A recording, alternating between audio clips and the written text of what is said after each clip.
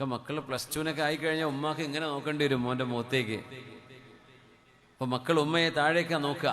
പക്ഷെ ഉമ്മ മീതയാണെന്ന് തിരിച്ചറിയണം. നീ താഴേക്കാണ് നോക്കുന്നതെങ്കിലും ഉമ്മയുടെ കാലിന്റെ താഴെയാണ് സ്വർഗം കിടക്കുന്നത്. 10ാം ക്ലാസ്സിലോ 8ലോ 9ലോ പഠിക്കുന്ന മക്കളോട് ഒന്ന് ഉപദേശിക്കാൻ പോലും മാതാപിതാക്കൾക്ക് ധൈര്യമില്ലാത്ത വിധം. അത് കഴിഞ്ഞിട്ട് പിന്നെ +2 +1 +2 ഒന്നും പറയണ്ട.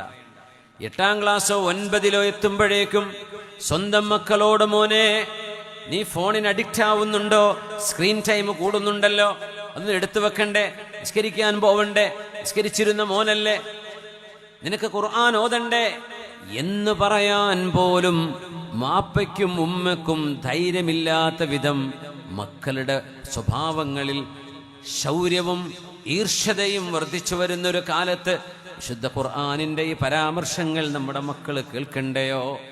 ഇത് അല്ലാഹു നിശ്ചയിച്ച സംവിധാനമാണ്. ഇത് റബ്ബിന്റെ രീതിയാണിവിടെ. ആദം അലൈഹിസ്സലാം എന്നും ഹവ്വ ബീബിയും എന്ന് പറയുന്ന ഒരു ഉപ്പയിൽ നിന്നും ഉമ്മയിൽ നിന്നുമാണ് മനുഷ്യരെ നിങ്ങളെ എല്ലാം ഞാൻ സൃഷ്ടിച്ചത് എന്ന് പറഞ്ഞ റബ്ബാണ് നമ്മുടെ റബ്ബ്. ഇന്നാ ഖലഖനാകും മിൻ ദകരിൻ വ ഉൻസാ വജഅൽനാകും ശുഊബൻ വഖബായില ലിതആറഫൂ ഇന്ന അക്രമക്കും ഇൻദല്ലാഹി അത്ഖാകും. മാതാപിതാക്കളുടെ മുമ്പിൽ കാരുണ്യത്തിന്റെ വിനയത്തിന്റെ ചിറക് നിങ്ങൾ താഴ്ത്തിക്കൊടുക്കണേ. വഖ്ഫിദു ലഹുമാ ജനാഹദ്ദുല്ലി.